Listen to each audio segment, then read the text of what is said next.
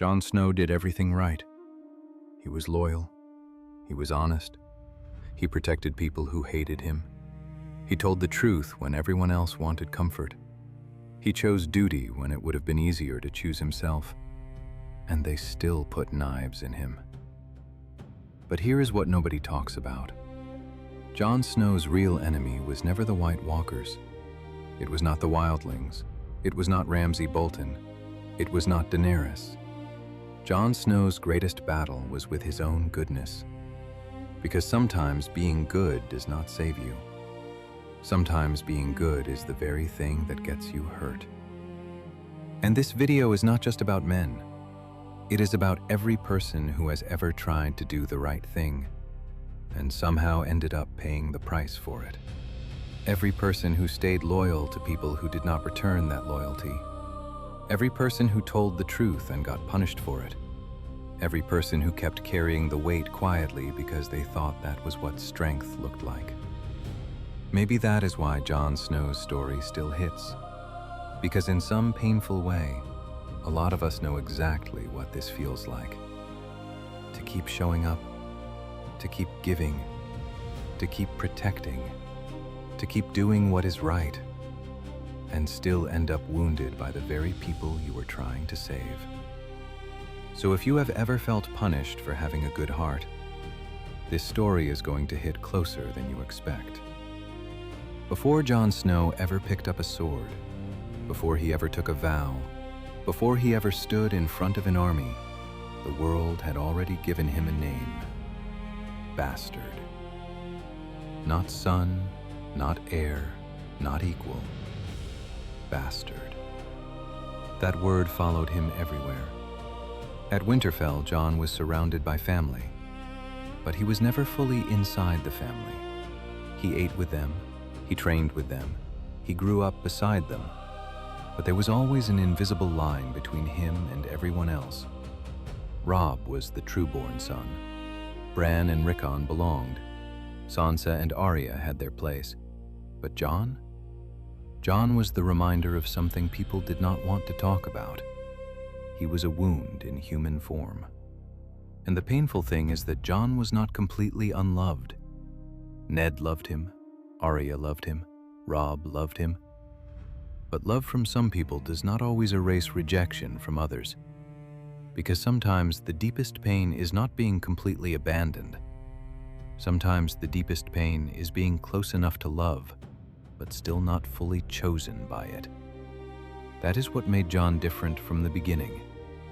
He was inside Winterfell, but not fully part of it. He belonged, but not completely. He was family, but with conditions. And there are people watching this who know exactly what that feels like. To be in the room, but still feel outside. To be useful, loyal, present, and still feel like you have to prove why you deserve to be there. To be loved by some, rejected by others, and confused about which voice you are supposed to believe. That kind of wound does something to a person. It makes you perform for belonging. It makes you believe that love has to be earned. It makes you think that if you are useful enough, maybe they will finally choose you. If you are strong enough, maybe they will finally respect you. If you are good enough, maybe they will finally stop seeing the shame attached to your name. That was Jon's first wound. Not the White Walkers, not betrayal, not death. His first wound was believing he had to become worthy of belonging. And that wound shaped almost every decision he ever made. Because when you do not feel chosen, you often become the person who chooses everyone else, even when it costs you. Jon leaves Winterfell for the Night's Watch, and on the surface it looks honorable. He is joining a brotherhood, he is taking the black, he is choosing duty. But underneath that decision, there is something deeper. Jon is not only walking toward purpose, he is also running from shame. At Winterfell, he was Ned Stark's bastard. At the Wall, maybe he can simply be a brother. No family politics, no Catelyn staring through him, no constant reminder that he does not fully belong. Just a clean start. But when Jon arrives at the wall, he realizes something quickly. The Night's Watch is not the noble brotherhood he imagined. It is full of criminals, broken men, forgotten sons, cowards, thieves, rejects, people the world did not know what to do with. In other words, the wall is not an escape from rejection. It is a gathering place for the rejected. And this matters, because for the first time, Jon is surrounded by men who are wounded too.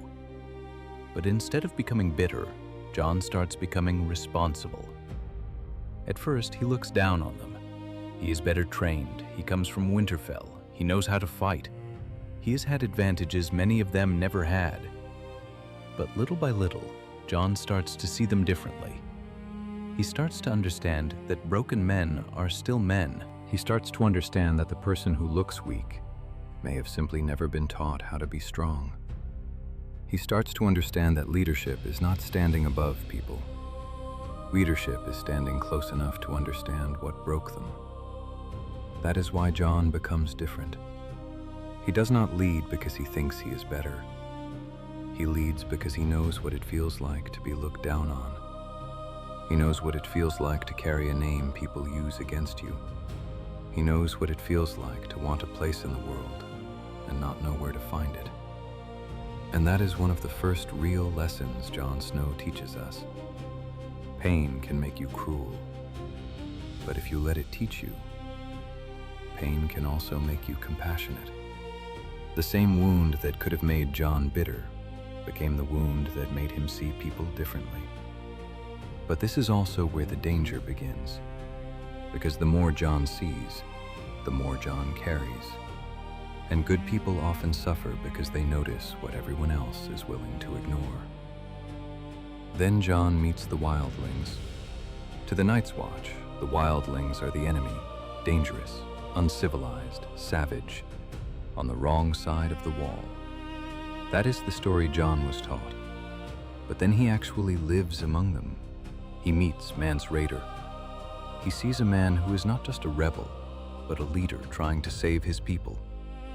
He meets Ygritte, and through her, the enemy becomes human, not an idea, not a rumor, not a threat in the distance, a person, someone who laughs, someone who loves, someone who fights because survival is the only life they have ever known. Jon starts to see mothers, fathers, children, warriors, families, people trying to stay alive. And suddenly, the world is not as simple as he was told. The enemy has a face. The enemy has a story. The enemy bleeds. The enemy loves. The enemy is afraid too. And this is where Jon becomes dangerous to the people around him. Not because he becomes evil, but because he starts telling the truth. The wildlings are not the real enemy. The dead are coming. The White Walkers are coming. And if the living cannot stop hating each other long enough to unite, everyone is going to die. That sounds obvious to us watching the story, but inside the story it makes Jon hated. Because people do not always hate you for lying. Sometimes they hate you because you tell the truth too early. Jon sees what others refuse to see. He sees that old hatred will destroy them. He sees that pride will kill them. He sees that the wall is not enough. He sees that if they do not save the wildlings, the dead will turn them into weapons. And then Hardhome proves him right. That scene is one of the most important moments in Jon's story, because Jon is not arguing theory anymore. He is watching death move. He is watching the Night King raise the dead. He is watching the future everyone denied stand right in front of him. And when the dead rise, it becomes clear. Jon was not being soft. Jon was not being naive. Jon was not betraying the Watch. Jon was trying to save the living before the living became the dead. So he makes the decision nobody wants him to make. He lets the wildlings through. And this is one of the clearest examples of why good men suffer the most. Because real leadership often means protecting people who may never thank you. It means making decisions that look wrong to people who cannot see the full picture. It means being misunderstood by the very people you are trying to save. Jon does not open the gates because it is popular. He does it because it is necessary. And that is where honor becomes costly. Because the crowd loves honor when it is easy. They praise courage after the battle is won. They celebrate sacrifice after history proves it was right. But in the moment, when the decision is unpopular, when fear is loud, when tradition is offended, when people are angry, the person who does the right thing is often treated like the enemy. And that is exactly what happens to Jon. He saves lives, and his own men call it betrayal. He chooses the future, and they cling to the past. He tries to unite the living, and they stab him for it. But what makes this scene so painful is not only that Jon dies, it is how he dies. He is not killed by a monster. He is not killed in battle. He is not killed by the White Walkers. He is killed by his own brothers, the men who took the same vows, the men he served beside, the men he tried to lead. One by one, they step forward, and every knife carries the same message. You chose them over us. You saw something we did not want to see. You became something we could not understand. And then comes the most painful part.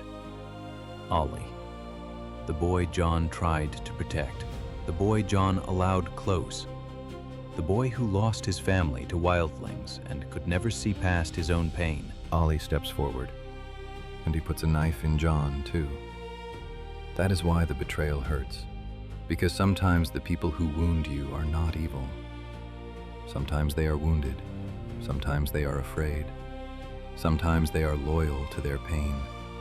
Sometimes they would rather destroy the person telling the truth than let go of the story that helps them survive. For the Watch, that moment is not just a death scene. It is the emotional center of Jon Snow's entire story. Because Jon did the right thing, and it still got him killed. That is the part people feel in real life. You told the truth, and they turned on you. You helped someone, and they forgot you. You protected the family, and they blamed you. You stayed loyal, and they questioned your motives. You tried to be fair, and both sides hated you. You gave your heart, and they used it against you. That is why this story hits. Because sometimes betrayal does not come after you fail people. Sometimes betrayal comes after you show them a truth they were not ready to carry. Jon Snow's death teaches a hard lesson. Being good does not guarantee you will be understood. Doing the right thing does not guarantee people will stand with you. Having a good heart does not mean people will protect it. And if your entire identity is built around being needed, betrayal can feel like death even before the knife touches you. But then something happens. Jon comes back.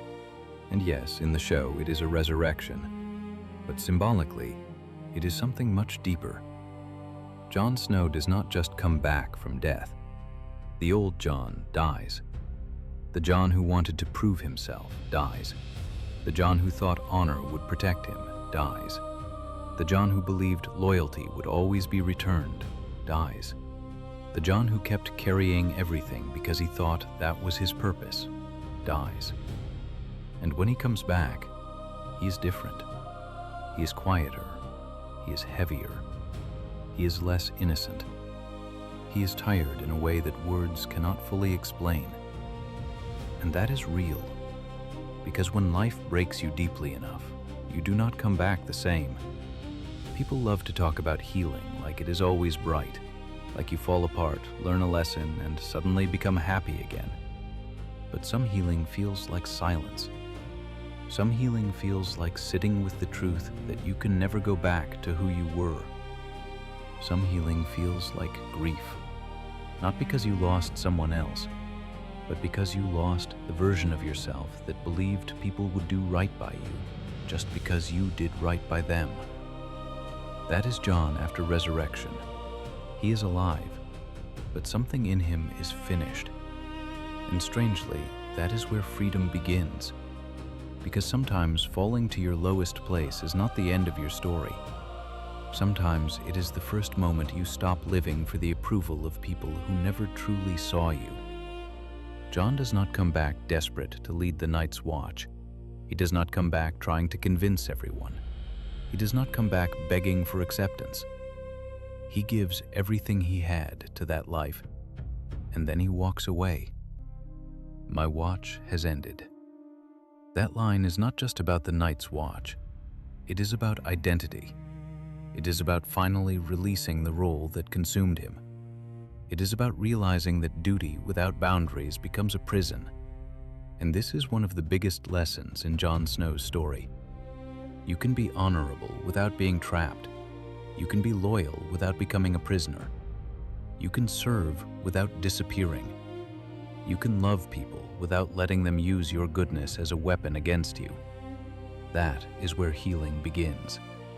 Not when Jon becomes powerful, not when people finally respect him, but when he stops needing the same people who broke him to tell him who he is. And then, in the strangest way, power finds him. Jon does not chase a crown. He does not campaign to be king. He does not manipulate houses. He does not play the game the way everyone else plays it. But after the battles, after the loss, after the blood, after the pain, the North sees something in him. Not perfection, not charm, not politics. They see a man who stood when others ran. They see a man who bled for them. They see a man who did not want power badly enough to be corrupted by it. And they call him King in the North. That moment reveals a truth that most people miss. Sometimes the people most worthy of leadership are the ones who understand the cost of power. Jon never wanted the crown, and that is exactly why people trusted him with it. But even then, the crown does not heal him. This is important. Achievement does not automatically heal rejection. A title does not erase childhood wounds. People cheering your name does not undo years of feeling unwanted. Because external victory does not always fix internal pain. You can get the position, you can get the respect, you can get the applause.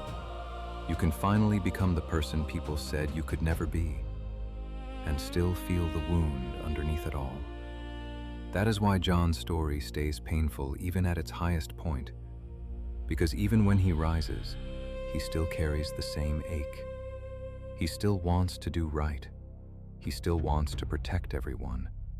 He still feels responsible for more than any one person should carry. And that is the danger of wounded leadership. You may become strong enough to lead others, but still not healed enough to stop abandoning yourself. Because if your whole life was built around proving your worth, even leadership can become another form of survival. You do not lead from peace. You lead from pressure. You keep carrying more. You keep saying yes. You keep becoming whatever people need you to be. And everyone calls it strength, because they do not see what it is costing you. Eventually, that leads Jon to Daenerys. At first, she represents hope, powerful, visionary, determined to break the wheel. She understands exile. She understands being unwanted. She understands what it means to build an identity from pain. That is part of why Jon is drawn to her. They are both people shaped by rejection. They are both outsiders. They are both carrying names that changed their lives before they ever had a say. But they respond to rejection differently. And this is where it gets complicated in a way most people never talk about. Jon's pain made him carry responsibility. Daenerys' pain made her crave destiny. Jon wanted to protect people. Daenerys wanted to remake the world. And at first, those two things can look identical, but they are not the same. Because there is a difference between serving people and needing people to validate your vision. There is a difference between justice and revenge wearing the clothes of justice. There is a difference between breaking chains and becoming the very thing everyone feared. Jon does not see it all at once, because love makes things complicated. Loyalty makes things complicated. Hope makes things complicated. And this is one of the most painful truths in Jon's entire story. Sometimes the hardest people to confront are the people you most wanted to believe in. Sometimes the most devastating realization is not that someone betrayed you. It is that someone you loved became someone you could no longer follow. Jon watches Daenerys burn King's Landing. Not an army, not only soldiers, a city that had already surrendered. And in that moment, the dream breaks. The woman who said she wanted to break the wheel becomes the person crushing people beneath it. The liberator becomes the conqueror. The vision becomes dangerous. And now Jon faces the kind of choice that does not just break a person, it hollows them out. Love or conscience, heart or duty. The person he loves, or the thousands who may die if he stays silent. He tries to reach her. He tries to believe there is still a way back. He wants there to be another option, but there is not. And in the end, Jon makes the decision that destroys something inside him permanently. He kills Daenerys. Not because it is easy, not because he wants power, not because he stopped loving her. He does it because sometimes being good does not mean avoiding painful choices. Sometimes being good means making the decision that breaks your heart, because the alternative would break the world. That is a different kind of suffering. That is not the suffering of weakness. That is the suffering of conscience. And it is one of the heaviest weights a person can carry, because you cannot explain it in a way that makes the pain go away. You cannot justify it in a way that makes your heart feel clean. You just have to live with it and keep going. Jon Snow does not win in the way people expect heroes to win. He saves people, but he is not celebrated the way he should be. He tells the truth, but the truth costs him. He leads, but leadership never gives him peace. He loves, but love becomes sacrifice. He rises, but rising does not give him the life he wanted. He ends where he began, away from the throne, away from the family name, away from the politics, away from the game, back beyond the wall. And depending on how you see it, that ending is either the most tragic thing in the story, or it is the only real freedom Jon Snow ever found. Because maybe Jon was never meant to sit on a throne. Maybe his healing was never going to come from the North calling him king. Maybe his peace was never going to come from people finally approving of him. Maybe Jon had to lose every false identity before he could finally stop carrying the weight of everyone else's expectations. Bastard, brother of the Night's Watch, Lord Commander, King in the North, heir to the Iron Throne, Queen Slayer, exile. All these names were placed on him by other people. But the final lesson is this: Jon Snow had to walk away from every name to finally become free. Because sometimes the rise does not look like a crown. Sometimes the rise looks like walking away from the thing everyone else thought you should want. Sometimes the rise looks like silence, distance, peace, a cold road beyond the wall, a life without applause, a life without a throne, a life where you no longer have to prove that you belong. And that is where this story becomes more than Game of Thrones. Because many people are living the same pattern. Maybe not with swords and kingdoms, but with family, with work, with relationships, with faith, with responsibility, with the pressure to always be strong. You become the dependable one, the one who shows up, the one who forgives, the one who carries the family, the one who fixes the problem, the one who stays calm, the one who takes the hit, the one who understands everyone else. But when do you get to be understood? When do you get to be tired? When do you get to stop proving that you are good? When do you get to stop confusing your worth with how much pain you can carry?